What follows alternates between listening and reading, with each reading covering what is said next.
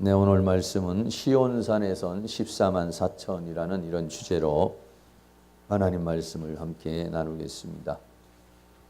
13장에서는 짐승의 표가 나오고 적그리스도와 거짓 선지자가 이렇게 나왔죠.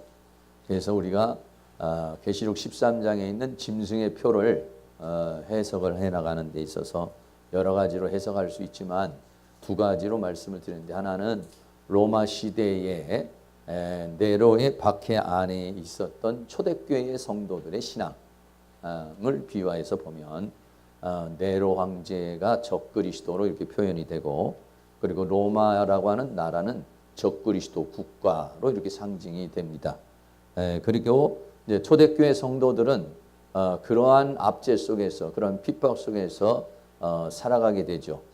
그래서 두 가지입니다. 하나는 그 로마 시대를 이겨내는 사람이 있고, 또 한 부류는 그 로마 시대를 이기지 못하고 거기에 이제 굴복하면서 사는 사람. 우리도 계시록 시대는 그런 시대라는 것이죠. 또 지금도 역시 마찬가지로 그런 시대고요. 그리고 또 일제 시대에 역시 마찬가지로 일본이라는 나라가 적그리스도 국가라면 또 일본의 천황이 적그리스도로 이렇게 비유해서 우리가 생각할 수가 있죠. 그리고 그 안에서 살아가던 우리 믿음의 사람들, 이 믿음의 사람들의 삶을 보면은 그러한 그 일제에 여러 가지 그런 박해도 불구하고 순교한 사람도 있어요. 밑에서 순교한 사람들이 있고, 어떤 사람들은 친일을 하거나 아니면 친교를 해서 오히려 교회가 우상을 숭배하고 신사를 참배하는데 앞장서는 그런 일을 한 경우가 있습니다. 그런 거와 똑같아요. 계시록 시대도 역시 똑같은 겁니다. 그래서 그러한 적그리스도와 적그리스도 국가에 굴복을 하고 그래서 세상에 빠져들어가는 사람이 있고, 그것을 이겨내는 사람들이 있어요. 그래서 이겨내는 사람은 누구냐면 하나님의 인을 맞은 사람이에요.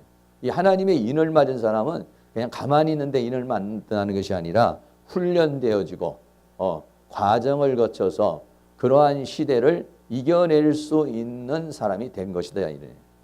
그런 여러 가지 과정을 통해서 그것을 이겨낼 수 있는 사람, 순교자적인 그러한 신앙을 가질 수 있는 그런 사람이라는 것이죠. 그래서 우리도 역시 마찬가지로 오늘날 이 시대에 하나님께서 주시는 그러한 좋은 기회를 통해서 우리가 잘 이렇게 훈련되어지고 만들어지게 되면은 그러한 상황이 와도 우리는 능히 그것을 이겨낼 수가 있죠.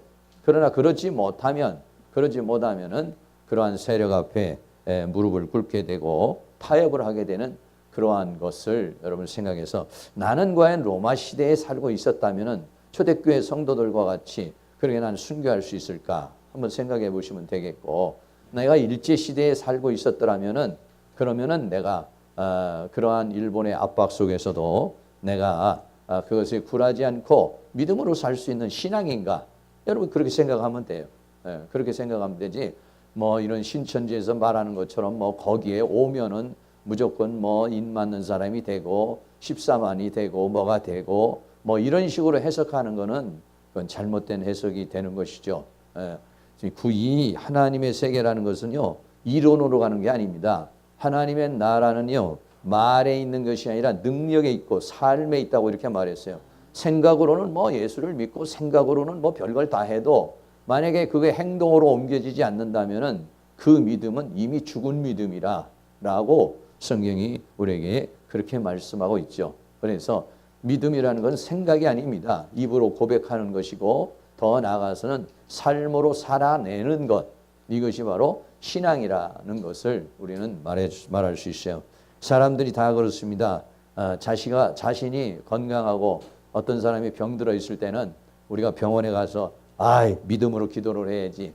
그거 뭐 자꾸 왜 병원만 의지하고 약만 의지하느냐. 우리가 그런 얘기를 많이 해요. 그런데 본인이 막상 그런 상황이 닥치면은 믿음으로 한다는 것이 어려운 것이구나. 이게 그거를 깨닫게 되죠.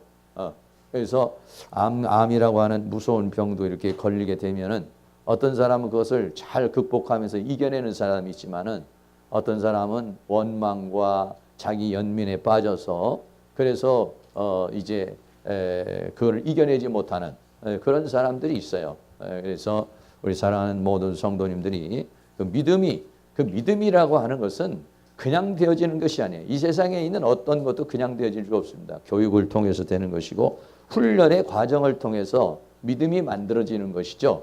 그래서 아브라함도 창세기 12장에 보면 부르심을 받아서 그가 이삭을 하나님 앞에 자기 아들을 드리기까지는 많은 시간이 걸렸어요. 많은 세월이 걸렸어요. 많은 사건들이 있었어요. 많은 과정들이 있었어요.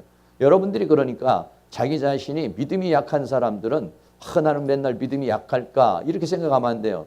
지금의 현재를 이기면 되는 거예요. 지금의 현재 문제를 해결해 나가야 돼요. 지금의 현재를 이겨나가야 그 사람의 믿음이 발전하는 것입니다. 어느 날 믿음이 그냥 뚝 떨어지는 게 아니에요. 오늘 내가 현재를 이기고 오늘의 현실을 이기고 오늘의 과정을 이기면서 내 믿음이 성장되어져 갈 줄로 믿습니다.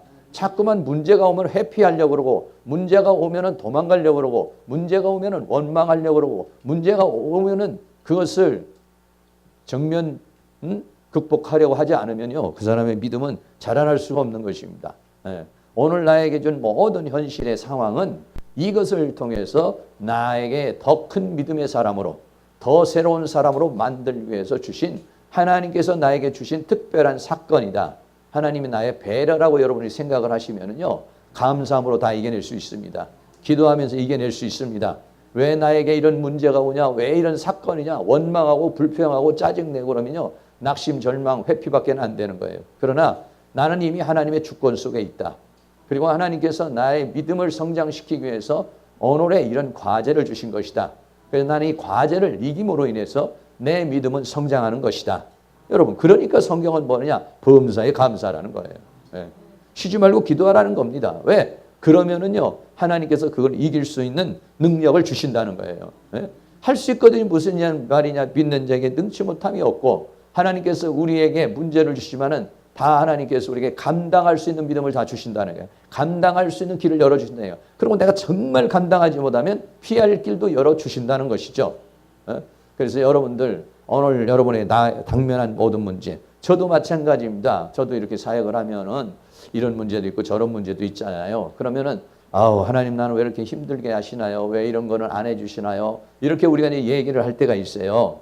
그러나 하나님께서는 뭐냐면은 저에게 그것을 극복해 나가라. 좀 힘들지만은 극복해 나가면 무슨 효과가 있느냐? 제가 성장하는 효과가 있어요. 제가 발전하는 효과가 있어요. 그러나 나는 뭐 더 이상 못합니다. 그러면은요. 그 문제를 내가 극복하지 않고 정면 극복하지 않으면 내 믿음이 성장하지 않아요. 내 영권이 성장하지 않습니다. 내가 새롭게 발전되지 않습니다.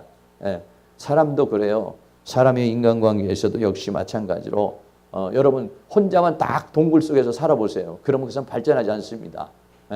여러 사람들하고 부닥치고 나에게 시험 주고 나에게 문제 주고 나에게 사건 주는 사람하고 부닥쳐야 인격이 바뀌는 거예요. 성격도 바뀌는 것이고 삶도 바뀌는 것이고 이렇게 되는 겁니다. 그러나 달랑 혼자 있어 보세요. 아무런 발전이 없습니다. 우리 집에도 보면 손주가 둘이서 뭐 싸우기도 하고 뭐 막 이렇게 해요. 그러면 굉장히 좀 어떻게 볼 때는요. 불편하게 보여요. 어떨 때는 큰 놈이 좀 안쓰럽고 어떨 때는 작은 놈이 좀 안쓰럽고 이래요. 그래서 어떻게든 도와주고 싶은데 아니에요. 인간은 그러면서 자라는 거. 그러면서 성장하는 거. 그러면서 발전하는 줄로 믿습니다. 오늘 우리들이 오늘은 시온산에서는 14만 4천이에요. 시온산에서는 이 14만 4천이 이 시온에 서기까지의 과정이 얼마나 많은 과정이 있겠습니까? 사랑하는 모든 성도님들도 시온산에 어린 양과 함께 설 수 있는 그런 은혜가 있기를 주의 이름으로 축원합니다. 오늘 말씀 보면 계시록 14장 1절에 또 내가 보니 보라 어린 양이 시온산에 있었고 그와 함께 14만 4천이 있었는데 그 이마에 어린 양의 이름과 그 아버지의 이름을 쓴 것이 있도다 그랬어요. 어린 양이 시온산에 섰고 또 그와 함께 14만 4천도 시온산에 서 있다. 한번 여러분들이 뭐 이거 적정한 그림을 좀 찾아보니까 그림이 없어서 제가 못 보여드리는데 한번 머릿속에 생각을 해보세요. 시온산이 있습니다. 산이 있는데 그 산에서 어린 양이 탁 서 있어요. 그리고 여러분들도 딱 서 있어요. 예수님이 보좌에 앉아 있는 것이 아니라 서 있는 거예요. 우리들도 지금 서 있는 상황이죠. 서 있다는 건 뭔가의 진행을 지금 가리켜서 이야기하는 그런 부분이겠죠.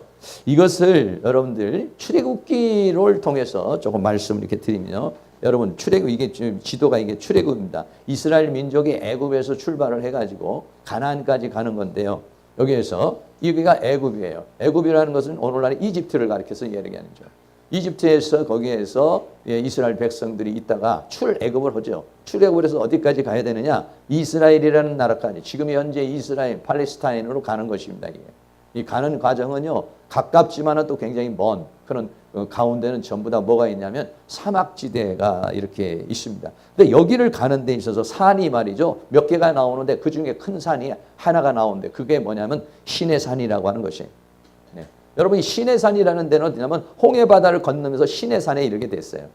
시내산은 뭐냐? 하나님의 율법을 받은 곳이에요. 하나님의 말씀을 받은 곳이에요. 그래서 그 뭐냐? 광야는 뭐냐? 이 말씀을 받아서 말씀을 따라서 살아가는 거예요. 그래가지고 어떠냐? 시내산을 거쳐서 뭐 여러분 여기 보이지는 뭔지 모르지만은 호르산이라는 데가 있고 느부산이라는 데가 있는데 이제 호르산 느보산은 뭐냐면 느보산이라는 데는 모세가 이제 죽은 이제 요단강을 이스라엘을 건너기 전에 느보산이라는 데인데 거기는 이제 모세가 그 가나안 땅을 바라보고 거기에서 이제 죽죠. 그런데 시온산이라는 데가 어디에 있느냐? 여기에 이스라엘에 있는 거예요. 이스라엘에. 네. 이스라엘 예루살렘에 가면은요 시온산이라는 데가 있어요. 그러니까 여기서 시온산에 섰다는 것은 어떤 개념을 가지고 있냐면은 출애굽 과정을 통해서 본다고 그러면 애굽에서 나와가지고 시내산을 거쳐서 그래서 시온산에 갔다는 것은 예루살렘 가나안 땅에 들어갔다는 얘기를 말하는 것이에요. 네. 그래서 여러분 이 시내산은 이렇게 생겼어요. 시내산은요 광야에 있기 때문에 거칩니다. 이게. 굉장히 거칠고 이렇게 돼 있어요. 그래서 이 시내산에서 하나님이 나타나시죠. 시내산에서 하나님이 모세에게 십계명을 주시지 않습니까? 그래서 그 하늘 꼭대기에 하나님께서 여기 나타나시는 이제 그런 장면. 그래서 여기 시내산에서는 하나님 체험을 하는 겁니다. 그럼 말씀 체험을 하는 거예요. 십계명 받고 하나님이 살아계시는구나. 하나님 역사하시는구나. 하나님 막 구름처럼 불처럼 음성처럼 번개처럼 지진처럼 막 그렇게 하면서 하나님의 역사하는 것을 인간이 오감으로 육감으로 느낄 수 있도록 이렇게 이제 하나님이 역사를 하시죠. 그래 여기서 말씀 받아가지고 가는 거예요. 근데 가다가 광야에서 수많은 사람이 죽음을 당하죠. 이렇게 하나님 자신을 보여주는데도 불구하고 수많은 사람이 광야를 통해서 시내산까지를 못 가는 거예요. 이 시온산까지. 이 시온산은요, 지금으로 같으면 이스라엘, 여기가 지금 예루살렘인데, 예루살렘에 가면은 성전이 있죠. 이 성전인데, 노란 성전인데, 노란 성전, 요거는 이 예루살렘 성전이 아니라, 이스라엘 민족이 전부 다 70년도에 AD 70년에 이스라엘이 멸망을 해서 그래서 이제는 다 디아스포라로 다 도망가게 되니까 이슬람이 와가지고 여기다가 성전을 지은 겁니다. 이슬람을 지어서 우회를 갖다가 노랗게 돔을 만들어가지고 진 이슬람 사원이 있어요. 거기에. 예루살렘 성전이 아니에요. 이게. 네. 그래서 이제 이렇게 돼 있어요. 근데 바로 시온산이 바로 그 예루살렘 옆에 그 시온산이 뭐 큰 산이 아니라 그냥 언덕배지 같은 그런 조그마한 그런 산입니다. 그런데 어떻게 할 것이냐? 여기에 예수님이 오실 것이다. 이렇게 말해요. 지금도 오늘날도. 그래 거기 가면은요. 그 앞에 예루살렘 제가 가보니까 예루살렘 성전 그 앞으로 보면 전부 다 공동묘지예요. 왜? 예수님은 빨리 부활하려고. 사람 심리가 그래요. 그래서 거기에는 전부 다 거기가 무슨 도시가 아니라 약간 언덕배지 산으로 있는데 전부 다 그냥 그 묘예요. 묘. 그러니까 아주 비싼 묘지 거기는. 아주 그 시내 안에 이렇게 있으니까. 여기가 시온산이에요. 그러니까 어디에 예수님이 섰느냐? 이 시온산에 섰다 이거야. 시온산에. 시온산에. 이 시온산에 섰다는 건 시온이라는 얘기는 예루살렘 성전을 함께 말하는 거예요. 예루살렘과 시온산은요 함께 얘기를 하고 있어요. 이사야서 24장 23절에 보면 그때 달이 무색하고 해가 부끄러워하리니 이는 만군의 여호와께서 시온산과 예루살렘에서 왕이 되시고 이거 예수님 재림을 가리켜서 말씀하시는 거예요. 그 장로들 앞에서 영광을 나타내실 것임이라 그랬어요. 그래서 시온산은 곧 예루살렘, 예루살렘은 시온산. 그런데 조금 다르죠. 예루살렘은 하나의 성전을 가리키는 거고 산은 사는 뭐냐면 어떤 정복, 싸움 이런 것들을 이제 어딘가에 이르게 된 그러한 상황을 이제 가리켜서 말하는데 이사야 40장 10절에도 보라 주 여호와께서 강차 강한 자로 임하실 것이요 친히 그 발로 다스릴 것이라 보라 상급이 그에 있고 보응이 그 앞에 있으며 그는 목자와 같이 양무리를 먹이며 그분이 강림을 하셔서 다스리시고요 보응을 주셔 상급을 주신다 이런 게 그리고 먹이시고 안으시고 인도하실 것이다 라고 그렇게 말씀하고 있는 것이죠. 그래서 이 시온산이라고 하는 것은 그는 하나님의 통치 하나님의 역사가 이루어지고 주님의 재림이 임하는 그러한 것들을 여기서 상징적으로 얘기를 해주고 있어요. 근데 여기에 서 있다 이렇게 말했어요. 시온산에 서 있다. 서 있다는 의미가요. 한 두세 가지로 지금 말씀드리는데 첫째는 뭐냐면 싸우려고 서 있는 겁니다. 요한계시록 12장 17절에 보면요. 용이 하늘에서 전쟁을 해서 땅에 떨어지면서 이 용의 자손, 용이 어떻게 하냐면 하나님의 백성들과 싸우려고 바덴모라 위에 섰어요. 계시록 12장 17절에 용이 여자에게 분노하여 돌아가서 그 여자의 남은 자손 곧 하나님의 계명을 지키며 예수의 증거를 가진 들을 더불어 싸우려고 바다 모래 위에 섰더라. 이 모래 위에 섰다라고 하는 것은 뭐냐면 그 하나님의 백성들과 이제 대치를 해서 싸우려고 서 있다 이런 얘기예요. 이렇게 서 있으니까 어떻게 하냐면 예수님도 역시 마찬가지로 시온산에 섰다는 것은 지금 그런 전투를 가리켜서 말씀하는 거예요. 전투를. 이러한 세력과 대적하여 싸우는 하나님의 세계. 하나님의 세계. 하나님도 예수님도 이 대항해서 싸우고 또 우리도 역시 마찬가지로 예수님과 대항해서 싸우는 것이죠. 그 싸워서 어떻게 했느냐? 싸워서 결국 어떠냐? 시온산에 섰다는 것은 승리를 했다는 거예요. 계시록 14장 3절에 저희가 보좌와 내 생물과 장로들 앞에서 새 노래를 부르니 이 시온산에 와서는 뭐로느냐? 노래를 불러요. 새 노래를 부릅니다. 그 바닷모락께서는 뭐겠으며 전쟁 노래를 했겠죠.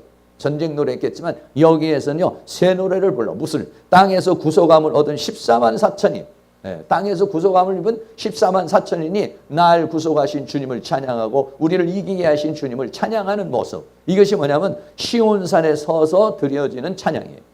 그러니까 여기 서 있다라고 하는 것은 지금 바닷모래가에서 싸움을 하고서 시온산까지 와서 어떻습니까? 출애굽을 거쳐서 시내산을 거쳐 광야를 거쳐서 어떻게 보면 가나안 땅을 와서 시온산에서는 이 노정, 여정 이것을 가리켜서 말하는 것이죠. 그래서 이 시온산을 뭘로 표현하느냐? 하나님의 보좌로 표현을 했어요. 계시록 히브리서 12장 22절에는 그러나 너희가 이른 곳은 그랬어요. 우리가 마지막으로 이런 것은 뭐냐? 시온산과 그랬어요. 시온산과 살아계신 하나님의 도성인 하늘의 예루살렘과 천만 천사와 이렇게 말했어요. 그래서 히브리서 12장 22절에서는 시온산이 어디냐? 바로 영적으로 얘기하면 하늘의 하나님의 보좌 앞을 가리켜서 말하는 것이다 이런 얘기죠. 우리는 어떻게 하겠습니까? 이 세상을 거쳐서 우리의 마지막 도달하는 것 그것이 뭐냐면 우리의 마지막 본향이신 본향이 어디입니까? 하나님께로부터 우리는 나왔어요. 하나님 나라에서 온 존재들이에요. 이 세상을 거쳐서 거기까지 이르게 되는 것인 줄로 믿습니다. 그런데 이 과정이 우리가 이 애굽에서 나와서 지금 시내산을 거쳐서 시온산까지 가고 그 하나님의 영광의 세계까지 가는데 어떻게 해요? 혼자 가는 길이냐? 아니요. 혼자가 아니라는 것이죠. 이 싸움은요. 예수님과 함께하는 싸움이에요. 예수님과 동행하는 길인 줄로 믿습니다. 우리 혼자 가는 길이 아니에요. 예수님께서 출애굽을 하는 백성들에게 혼자 갔습니까? 아니에요. 하나님께서 구름기둥으로 불기둥으로 가셔서 물이 없을 때는 물을 내주시고 먹을 것이 없으면 먹을 걸 내주시고 또 전쟁이 일어나면 싸워주시고 주님이 함께하는 그러한 여정인 줄로 믿습니다. 그런데 주님이 함께하는데 어떤 사람에게 이김이 오느냐? 주님이 함께한다는 사실을 믿고 주님과 함께하는 사람만 이기는 겁니다. 주님이 함께하시고 하나님이 함께하시는데도 불구하고 함께하시는 하나님을 믿지 않고 함께하시는 하나님과 함께 동행하지 않는 그런 사람은요. 광야에서 다 죽음을 당했습니다. 그러나 주님이 나와 함께 하신다는 사실을 믿고 나를 가나안까지 이끌어 가신다는 사실을 믿은 사람은 다 승리하게 된 줄로 믿습니다. 나만 겪는 고난 아닙니다. 나만 혼자 동행하는 것이에요. 주님이 나를 부르셨고 주님이 나와 함께 하시는 줄로 믿습니다. 어디에 함께 하십니까? 이 장소에 함께 하십니까? 어디에 함께 하십니까? 그분, 내가 예수를 구주로 영접해야 그분이 내 영 안에 함께 계시는 것입니다. 나 혼자 외로운 길을 가는 것이 아니라, 나 혼자 외로운 싸움을 가는 것이 아니라 주님이 내 안에 있습니다. 그런데 내 안에 있는 주님이 나를 통해서 역사하려면 내가 그분을 인정하고 내가 그분에게 눈을 돌리고 내가 그분을 믿을 때 그분은 내 안에서 역사하고 내 밖에서 역사하는 줄로 믿습니다. 내 안에 그분이 계시고 내 주변에 계시고 내가 주의 이름을 부르면 그분은 역사할 준비를 하고 있는데, 그런데 내가 그분을 향하지 않고 내가 그분을 의지하지 않으면 그분이 아무리 내 안에 있고 이 천지에 충만해도 그분은 나에게 아무런 역할을 하지 않습니다. 아무런 역사가 일어나지 않습니다. 내가 믿을 때 그분은 역사합니다. 왜? 내 믿음대로 되리라 이렇게 말하는 거예요. 그래서 우리의 싸움은요, 혼자의 싸움이 아닙니다. 계시록 19장 11절에 또 내가 하늘에 열린 것을 보니 보라, 백마와 탄자가 있어요. 이거 예수님을 가르쳐 말해요. 그 이름은 충신과 진실이라 그가 공의로 심판하며 싸우더라 그랬어요. 근데 이분만 혼자 가십니까? 아니요. 거기에 뒤따라가는 존재가 있습니다. 계시록 19장 14절에 하늘에 있는 군대들이 희고 깨끗한 세마포를 입고 백마를 타고 그를 따르더라. 여기서 있는 하늘의 군대는 누구냐? 우리들인 것입니다. 주님은 앞장가서 가십니다. 우리 대장이 되십니다. 앞에서 나가가십니다. 사단과 싸우십니다. 앞에 나갑니다. 늘 내가 생각할 때는 앞이 깜깜하고 주님은 내 앞에 없는 것 같고 나 혼자 가는 것 같지만 아니에요. 주님이 내 앞에 가고 있습니다. 계시록 19장 10절 주님이 저 뒤에 계시는 게 아니에요. 구름기둥 불기둥 갈 때도 앞에서 가셨습니다. 할렐루야. 예. 계시록 19장 11절에 백마와 탄자가 앞에서 가시고 우리는 하늘에 있는 군대들이 희고 깨끗한 세마포를 입고 백마를 타고 그를 따르더라. 영적 세계에서 우리에게 말씀해 주는 것이에요.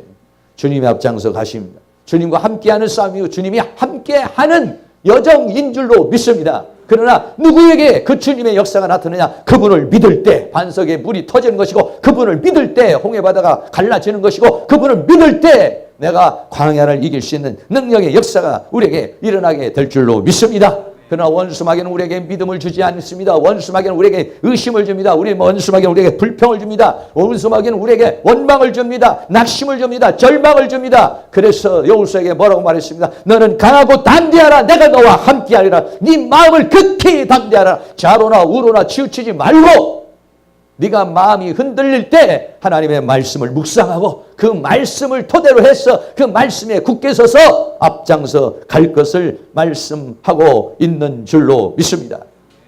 사랑하는 모든 성도님들이 우리 시온산에서는 이 그림을 볼 때 우리의 내 자신의 그러한 여정의 길, 내 자신이 저 시온산에 나도 그 서겠다는 그러한 여기에서 오늘 계시록 14장에 있는 시온산에 선 그 존재가 바로 우리들이 되어질 수 있기를 주의 이름으로 축원합니다. 이런 사람들은 어떤 사람입니까? 그 이마에 이름이 있다. 그렇게 말했어요.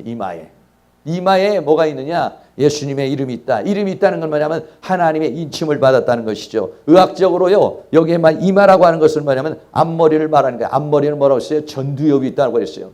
네. 제가 여러분들에게 말씀드린 것처럼 보통 파충류의 뇌는요. 뒤에서부터 본능이 생기는 것입니다. 네. 본능, 먹고 사는 것이 파충류의 뇌는 뒤쪽부터 생겨요. 그 다음에 조금 더 지나가면은요, 뭡니까? 갑자기 생각이 안 나네. 파충류 말고 또 뭐죠? 짐승들은요, 중간에 뇌가 생깁니다. 중간에. 감정도 있죠. 근데 사람의 뇌는요, 앞에 있는 것이 앞에요.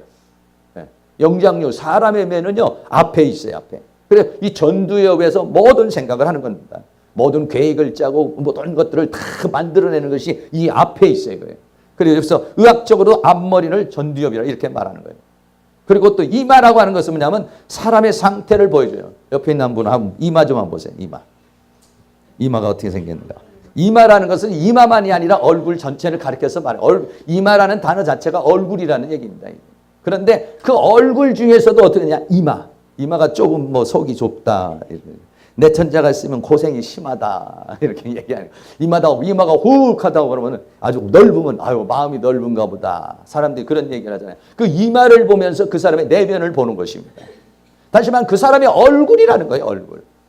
그 사람의 내면이 어디에 있느냐? 이 이마에 있다는 거예요. 이마에 무엇이 있느냐는 거예요. 이마에 예수님이 보이는지, 이마에 짜증, 원망, 불평이 보이는지, 믿음의 역사가 보이는 건지, 그 사람의 얼굴을 볼 때는 막 희망이 있고, 얼굴을 볼 때 뭔가 믿음이 있고, 얼굴을 볼 때 어떠한 하나님에 대한 그런 뜨거움이 있고, 이런 사람들 이마에 무엇이 있느냐? 예수님의 하나님 아버지의 이름과 예수 그리스도의 이름이 있다는 것이, 이건 뭘 얘기를 하는 것이겠습니까? 그분의 소유가 됐다는 거예요. 그분의 소유가. 이마가 있다는, 이마에 그분의 이름이 있다는 것은요, 그분의 소유가 됐다는 것이. 그분의 소유가 됐다는 것은 어떤 의미를 가지고 있을까요? 여러 가지로 우리가 얘기할 수가 있습니다만은, 그분의 소유가 됐다는 거 한 서너 가지 말씀입니다. 첫째는 마음과 생각에 하나님의 말씀이 채워져 있는 것입니다. 히브리서 8장 10절에 주께서 가라사대 그날 후에 내가 이스라엘 집으로 세울 언약이 이것이니 내 법을 저희 생각에 두고 저희 마음에 이것을 기록한, 마음에 하나님의 말씀이 있고 생각에 하나님의 말씀이 있으면 이마에 그 보인다는 것이에요. 보인다. 그 사람의 얼굴에 보인다는 거예요. 야, 이 사람이 말씀을 따라 살아가는 사람이구나. 말씀에 대해서 희망을 가지고 있는 사람이구나. 그거를 우리가 볼 수 있다는 거예요. 예수님의 이름, 하나님의 이름이 있다는 것은 하나님의 소유가 됐다는 것이고 하나님의 인침을 받았다는 건데, 그렇다면 어떤 사람인가? 하나님의 말씀이 그 안에 있는 사람이라는 거예요. 말씀이 채워지게 되면은, 말씀이 채워진 사람을 가르쳐 말해요. 두 번째는 그 말씀이 채워져서 그리스도의 장성한 분량까지 이르게 된 것입니다. 에베소 4장 13절에 우리가 다 하나님의 아들을 믿는 것과 아는 일에 하나가 되어 온전한 사람을 이루고 그리스도의 장성한 분량이 충만한 데까지 이르는다. 다시 말하면 그리스도의 형상이 이루어진 거죠. 네. 하나님의 말씀이 들어와가지고 말씀으로만 끝나는 것이 아니라 그것이 뭐냐? 내 인격이 되고 내가 성품이 되었다는 것이에요. 그게 뭐냐? 이마에서 보이는 거예요. 네. 얼굴에서 보이는 거예요. 한 번 더 보세요. 옆에 있는 사람이 그렇게 보이는지, 아니면 마귀를 닮았는지 예수를 닮았는지. 안 보시네. 서로 괜히 민망할까 봐 서로 안 보시는가 본데.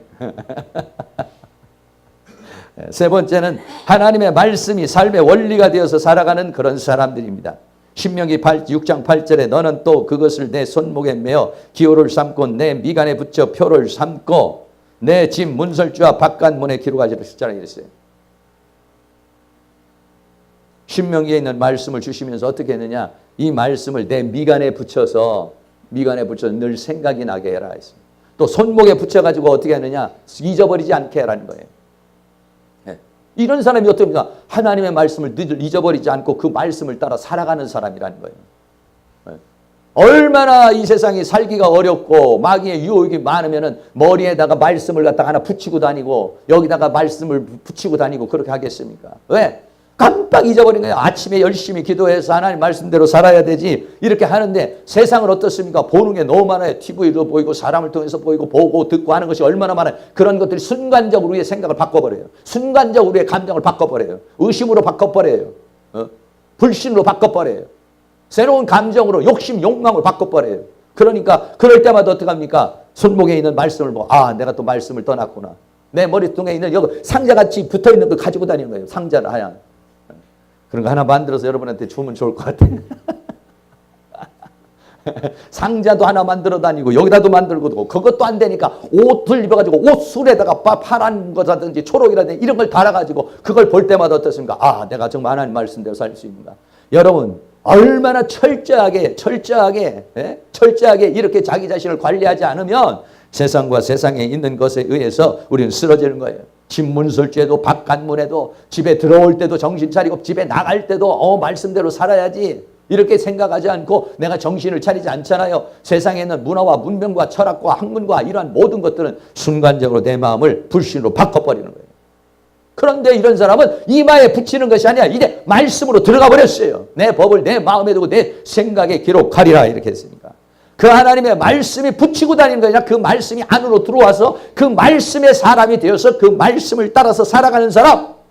이런 사람이 누구냐? 바로 이마에 하나님의 이름과 어린 양의 이름이 있는 사람이요, 하나님의 인침을 받은 사람이다 이랬어요. 그래서 이런 사람의 삶은 뭡니까? 시편 119편 105절에 말한 같이 주의 말씀은 내 발의 등이요 내 길의 빛이니이다. 주의 의로운 규례를 지키기로 맹세하고 굳게 정하였나이다.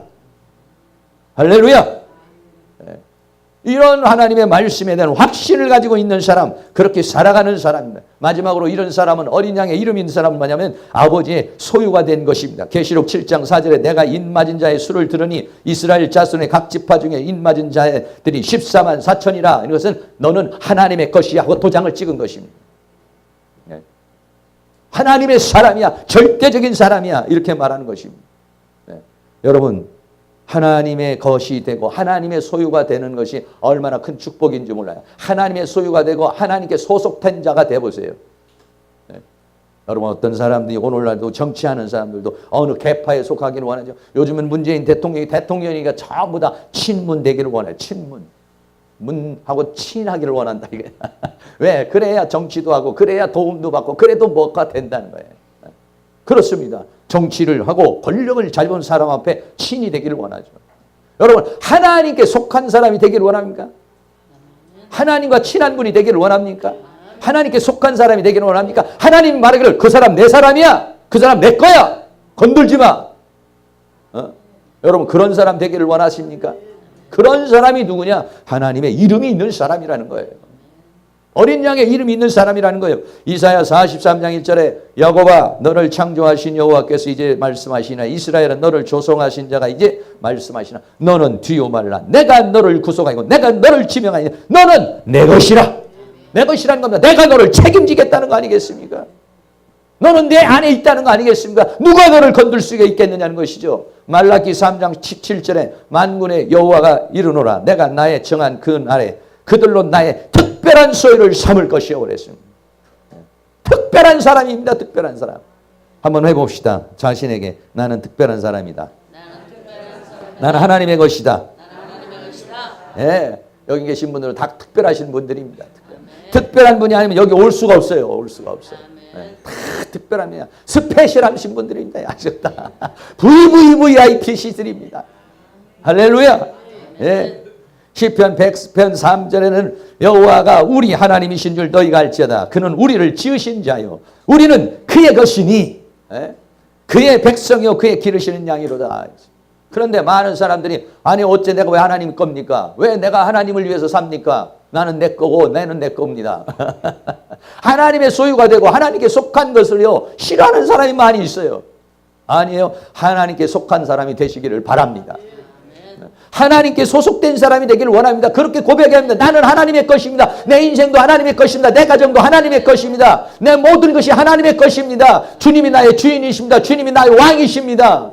내가 모든 주권을 주님 앞에 드리겠사오니 주님이여 나를 인도하여 주시옵소서. 내 영혼, 몸, 삶 모든 것들이 다 주님의 것이오니 주님이 나를 인도하여 주시옵소서.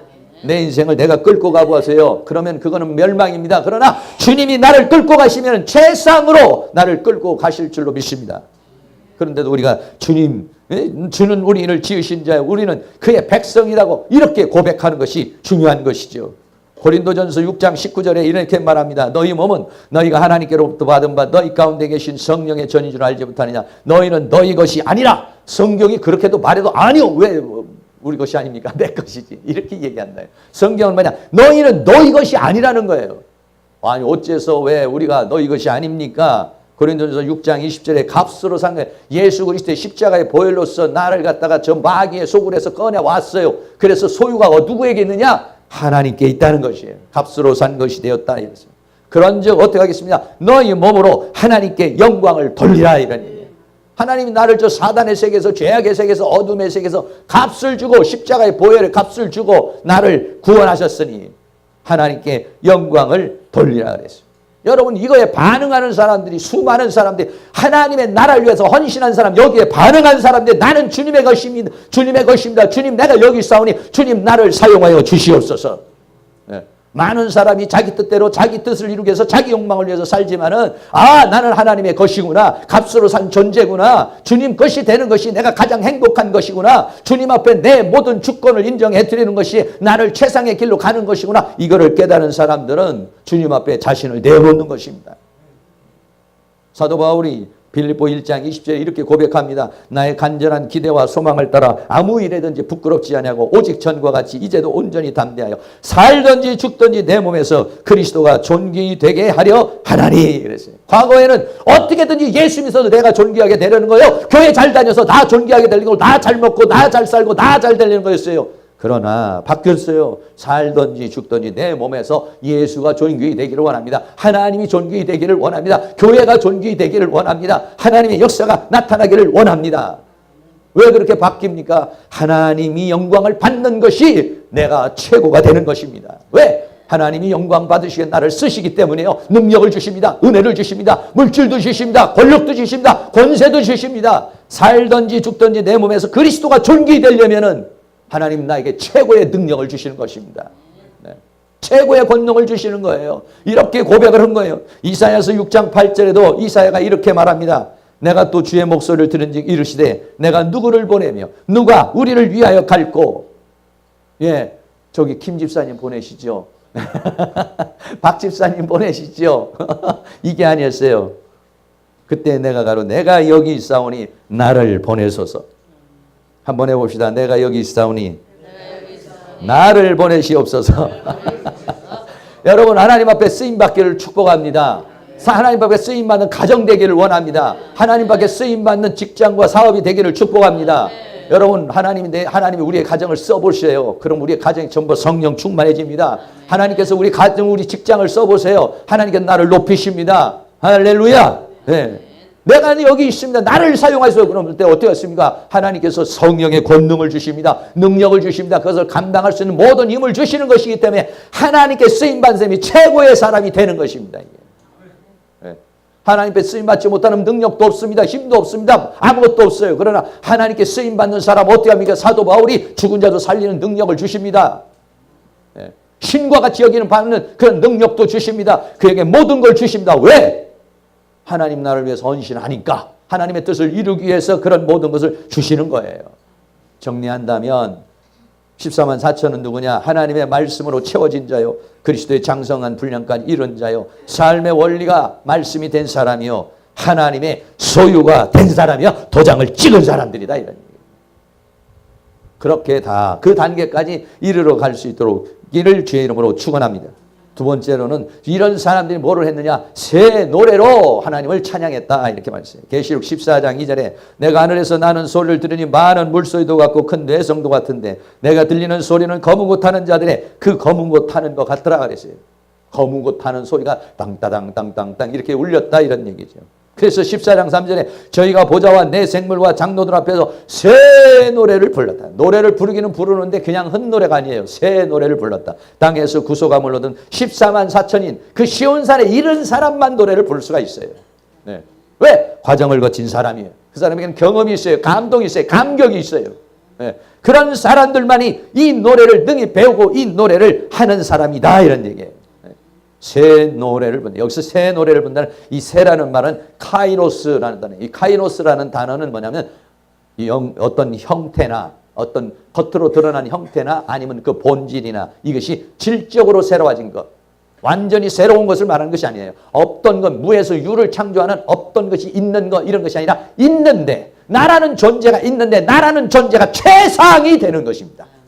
할렐루야. 나라는 존재가 카이노스라고 하는 새로운 존재가 되는데 최상의 존재, 형태나 본질에 있어서나 질적으로 새로운 존재가 되게 하는 역사. 이 사람들이 새로운 피조물이 된 사람이 새로운 노래를 부르는 거예요. 그것을 성경의 마태복음 9장 17절에서는 우리 자신을 뭐라고 말했냐? 예수님은 와서 포도주를 주시는 분이요, 우리는 새 부대라, 이렇게 말했어요. 새 부대. 새 부대라는 건 내가 새로운 존재로서 예수님이 주시는 은혜를 받을 준비가 된 사람을 가리켜서 말하는 것이죠. 더 나아가서 이러한 것을 비유로 말할 때 새 옷이다, 이렇게 말했어요. 누가복음 5장 36절에 또 비유하여 이르시되 새 옷에서 한 조각을 찢어 낡은 옷에 붙이는 자가 없나니 만일 이렇게 하면 새 옷을 찢을 뿐이요 또 새 옷에서 찢은 조각이 낡은 것에 합하지 아니하리라. 여기서 말하는 새 옷은 뭐냐? 예수 그리스도를 말하는 거예요. 예수 그리스도께서 주시는 은혜, 하나님이 주시는 생명, 하나님 주시는 능력, 이걸 어떠냐? 그리스도로 옷 입어라, 이런 얘기예요. 옷 입어라. 예수님으로 옷 입어라 이거예요. 이게 뭐냐? 예수님으로 옷 입을 때 나는 옛사람은 죽고 새 사람이 되는 것이다. 새 옷을 입는 것이다. 그리스도 옷 입는 것, 빛의 갑옷을 입는 것이다. 하나님의 전신갑주를 입는 것이다. 이런 얘기예요. 네. 그렇게 다 새 옷을 입으시기를 주의 이름으로 축원합니다. 근데 당시에는 사람들이 새 옷을, 예수님이 새 옷을 입히려고 그러니까 전부 다 누더기를 입고 있으면서 예수님에게 조금 떼가지고, 새 옷 조금 떼가지고 여기다 누더기다가 붙이고 조금 갖다 누더기 붙이니까 나중에는 누더기가 다 떨어져 버렸다. 이런 얘기예요.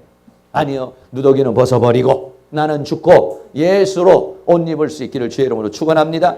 그 사람을 뭐라고 했냐? 새로운 피조물이라는 거예요. 고린도후서 5장 17절에 그런즉 누구든지 그리스도 안에 있으면 새로운 피조물이라, 새로운 존재가 됐다는 거예요. 뭐가? 내 영이, 내 속사람이 새로운 존재가 됐어요. 이전 것은 지나갔으니 보라 카이노스 새로운 존재가 되었도다. 이런 얘기예요. 우리는 새로운 존재가 됐습니다.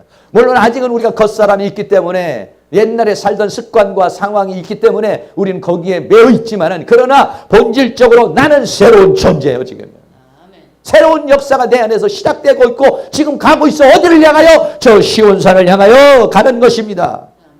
그렇게 가서 승리한 사람에게 뭘 주느냐? 새 이름을 주리라 했어요.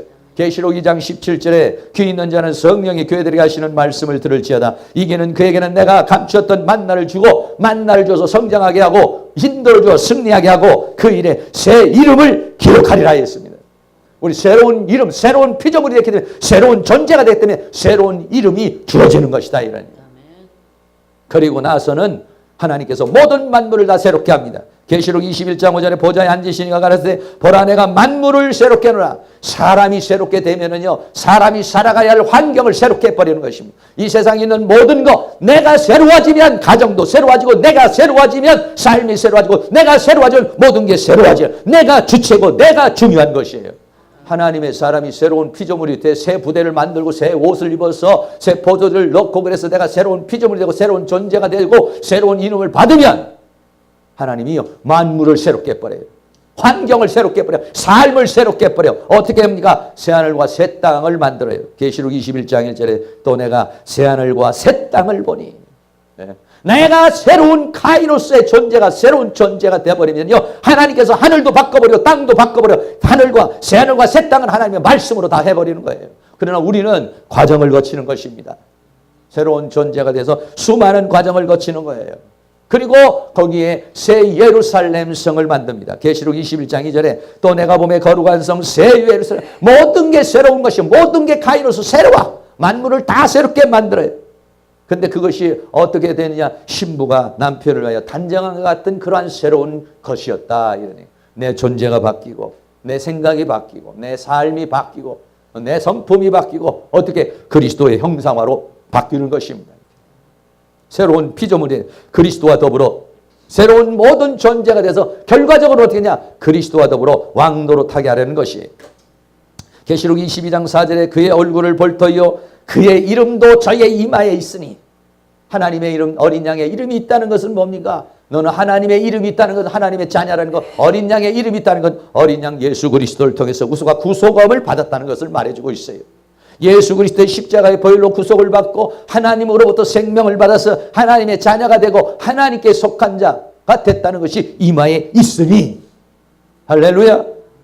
다시는 밤이 없겠고 등불과 햇빛이 있을 데 없으니 이는 주 하나님이 저에게 비추심이라 저희가 세세토록 왕노릇 하리로다. 그랬어요. 네. 어떤 사람이 이렇게 세세토록 왕노릇 하는 사람이 되겠습니까? 하나님의 인침을 받은 사람이라. 이런. 이 사람들은 어떤 사람이냐? 땅에서 구속을 받았다. 이렇게 해서 땅이라는 건 이 세상을 가리키는 거예요. 이 육적인 세상을 가리켜서 말해요. 이 땅에서 구속함을 받은 사람, 이 사람을 마태복음 5장 14절에 너희는 세상의 소금이라고. 여기서 말하는 이 소금이, 세상이라는 말은요, 코스모스라는 이 세상이 아니야. 개라고 하는 육신, 육적 세상, 땅을 말하는 땅의 소금이다. 이렇게 말해요. 땅의 소금. 땅의 소금이라는 것은 땅을 이긴 사람들이다. 이런.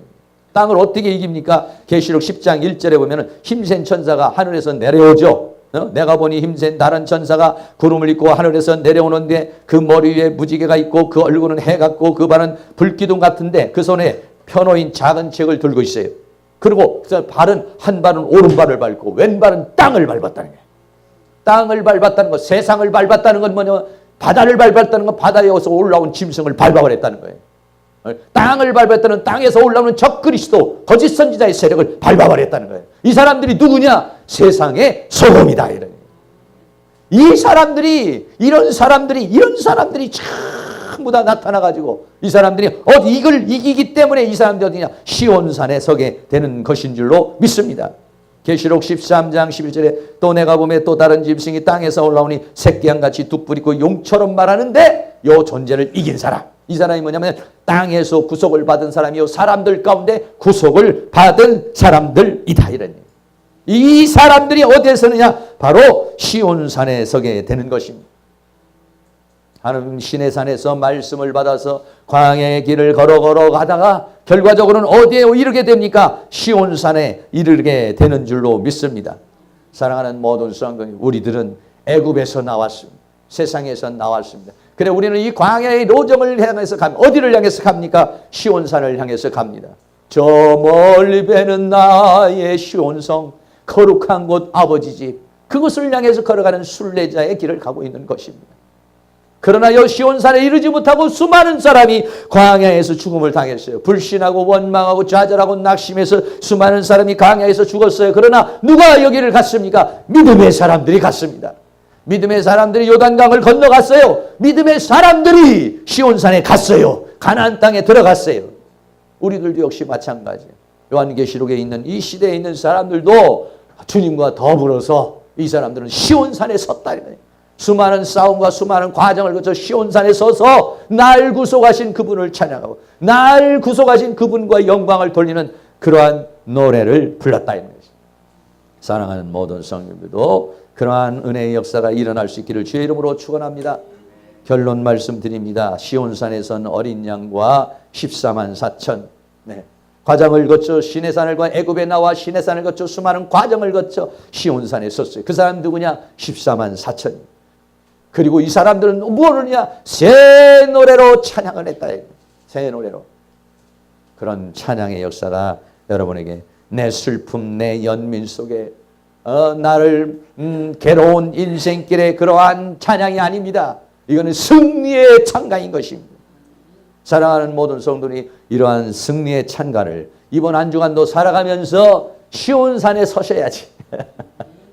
늘 승리해서 이번 한 주간도 시온산까지 가서 여러분이 승리하며 날 구속하신 주님, 나에게 승리를 주신 주님, 그 주님을 찬양하면서 기쁨으로 감사로 살아갈 수 있는 은혜, 그리고 결과적으로 우리가 그 하나님의 도성인 거룩한 성 예루살렘 시온산에 설 수 있기를 주의 이름으로 축원합니다.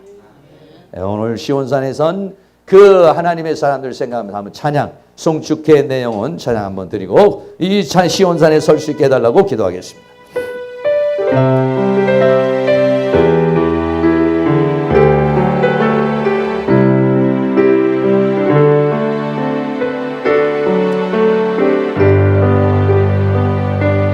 송축회 내 영혼아 거룩하신 이름 이전에 없었던 노래로 나 주님을 경배해. 해가 뜨는 새 아침 밝았네. 그는 새 아침 밝았네. 이제 다시 주님 찬양. 주님 어떤 일이 내게 놓여도 저녁이 올 때 나는 노래해. 송축해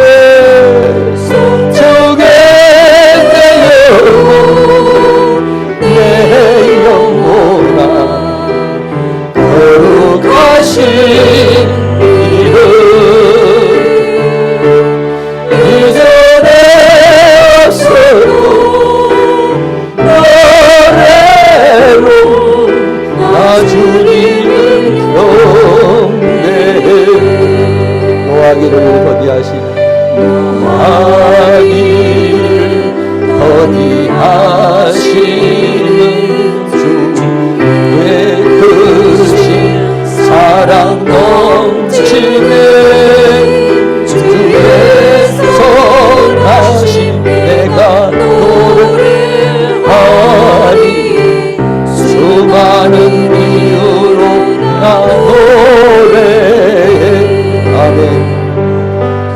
송축에 내 영혼아 거룩하신 이름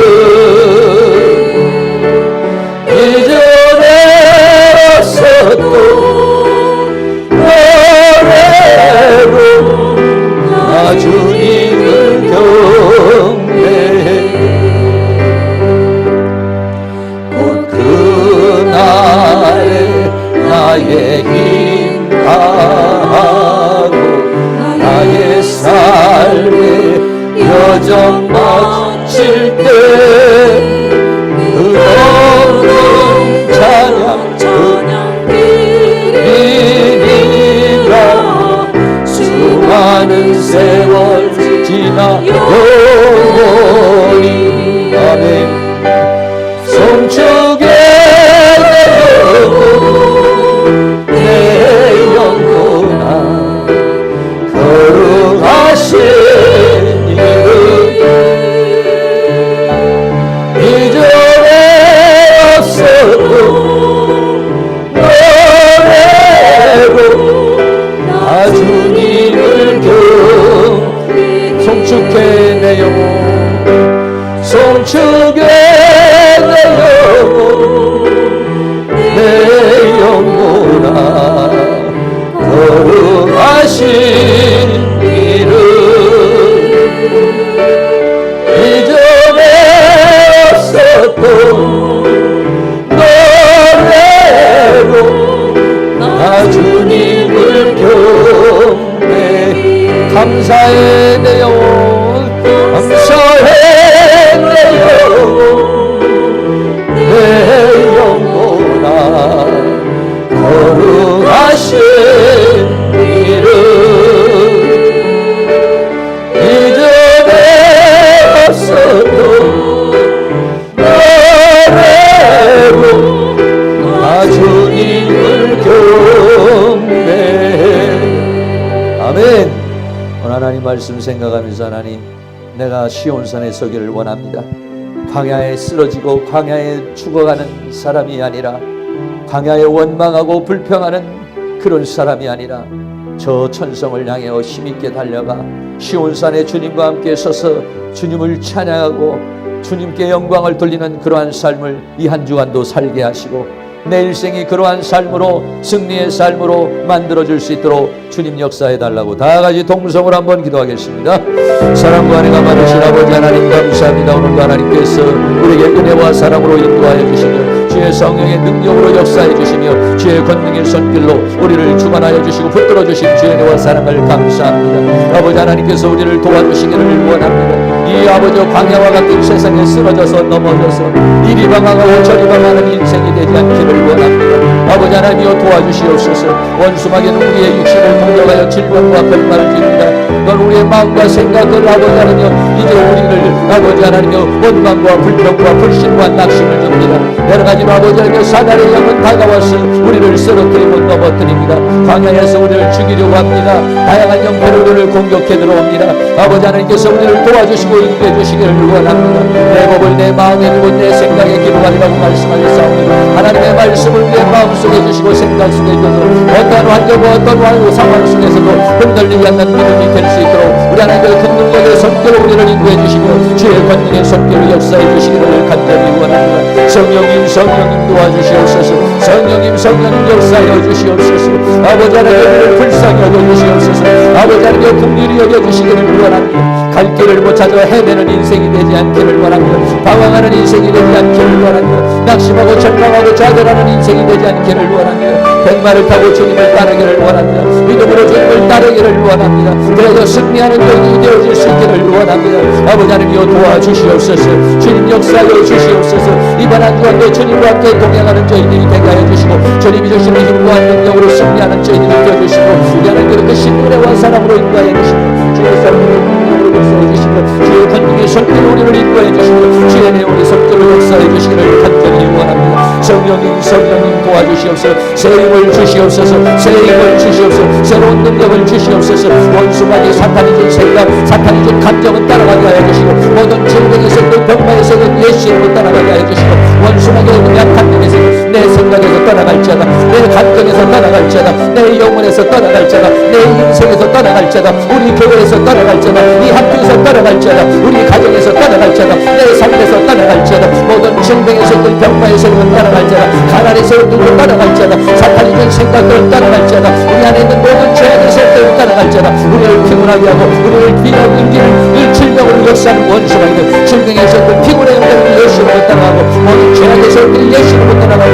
음란한 색대로 간증에서든 예수로 떠나가게 하시며 오직 하나님의 성령께서 우리를 온전히 주장하여 주시고 붙들어 주시기를 원합니다. 이 시간 하나님 예수 그리스도의 십자가의 보혈로 씻어 주시옵소서. 우리의 생각을 씻어 주시옵소서. 우리의 감정을 씻어 주시옵소서. 우리의 영혼을 주님의 보혈로 씻어 주시옵소서. 그리고 이 시간 하나님의 성령의 기름을 부어 주시옵소서. 성령의 기름을 부어 주시옵소서. 성령의 기름을 부어 주시옵소서. 성령으로 충만하게 하여 주옵소서. 주의 은혜로 충만케 하여 주옵소서. 성령여 임하소서. 임하소서. 바람처럼 불처럼 임하여 주옵소서. 바람처럼 불처럼 임하여 주옵소서. 주의 성령으로 생명수로 임하여 주옵소서. 아버지 기름처럼 임하여 주시옵소서. 생명수처럼 임하여 주옵소서. 우리의 가난 마음에 하나님의 우리에게 목마름을 해소하여 주시기를 원합니다. 바람처럼 오셔서 우리의 약한 것을 강하게 만들어 주시기를 원합니다. 불처럼 오셔서 우리의 연약함을 뜨겁게 만들어 주시기를 원합니다. 충만하게 하여 주시기를 원합니다. 성령이여 임하소서. 이 장소에 임하여 주시옵소서. 이 교회에 임하여 주옵소서. 사랑하는 성도의 육신에 임하여 주옵소서. 사랑하는 성도의 심령에 임하여 주옵소서. 사랑하는 성도의 감정과 생각에 임하여 주시고 이 시간 주의 영으로 충만 채워주시며 주의 능력으로 충만하게 하셔서 오직 의인은 믿음으로 말미암아 살리라고 했으니 믿음으로 살게 하여 주시고 능력으로 살게 하시고 권능으로 살게 하시고 권세로 살아갈 수 있도록 우리 하나님께 계신 은혜와 사랑으로 인도하여 주시며 주의 성령의 능력으로 역사해 주시며 주의 권능의 섭리로 우리를 주장하여 주시고 붙들어 주시기를 원합니다. 이 교회 분과 성장을 방해하는 원수마이다. 이 학교의 분과 성장을 방해하는 원수마이다. 우리의 믿음을 방해하는 원수마이다. 우리의 삶을 방해하는 모든 사탄의 권세를 깨뜨려 주시옵시고 오직 하나님의 성령의 기름을 부어주시며 하나님의 능력으로 채워주시고 주의 권능으로 채워주시며 주의 권세로 채워주시기를 간절히 원합니다. 성령님 임하소서. 바람처럼 불처럼 생수처럼 기름처럼 임하소서. 충만하게 임하여 주소서. 우리 안에 있는 모든 불신이 되어내고 우리 안에 있는 믿음으로 충만케 하여 주시며 주의 성령의 능력으로 채워주시며 주의 권능으로 채워주시고 주의 은총으로 채워주시기를 간절히 원합니다. 성령의 기름을 부으소서.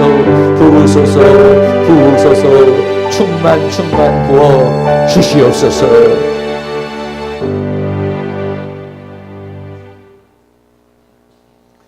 사랑과 은혜가 많으신 아버지, 광야와 같은 인생을 살아가고 있습니다.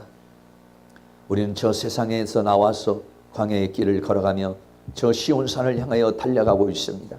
가는 발금 때로는 힘들고 때로는 어렵고 때로는 고통스러울지라도 하나님께서 이 시간 사랑하는 성도님에게 새 힘을 주시기를 원합니다. 원수마귀는 우리의 생각과 감정에 불신을 주고 낙심과 절망과 원망을 줍니다. 하나님, 사탄이 준 생각, 사탄이 준 감정, 사탄이 준 모든 것들을 이 시간 주님의 말씀으로 새롭게 하여 주시옵소서. 주님의 보혈로 씻어 주시옵소서. 새롭게 하여 주시옵소서. 충만케 하여 주시옵소서. 모든 악한 영의 세력이 우리의 마음과 생각과 영혼에서 떠나가게 하여 주시옵시고 이 시간 하나님의 성령으로 기름 부어 주시옵소서. 주의 영으로 채워 주시옵소서. 우리의 육신에 채워 주시옵소서. 우리의 생각에 채워 주시옵소서. 우리의 감정에 채워 주시옵소서. 우리의 영혼에 채워 주시옵소서. 그래서 새 힘을 주시옵소서. 새 능력을 주시옵소서. 불신이 바뀌어서 믿음이 되게 하여 주시고 의심이 바뀌어서 강하고 담대함으로 충만하게 하여 주셔서 능히 한 주간도 주님 안에서 승리하는 그런 은혜가 있게 하여 주시고 우리의 일생 나가도록 주님과 더불어 함께함으로 말미암아 우리 모두가 더 시온산에서는 승리의 역사가, 승리의 찬양이, 승리의 찬가가 일어날 수 있도록 주께서 함께하여 주시옵소서. 예수 그리스도의 이름으로 기도하옵나이다. 아멘.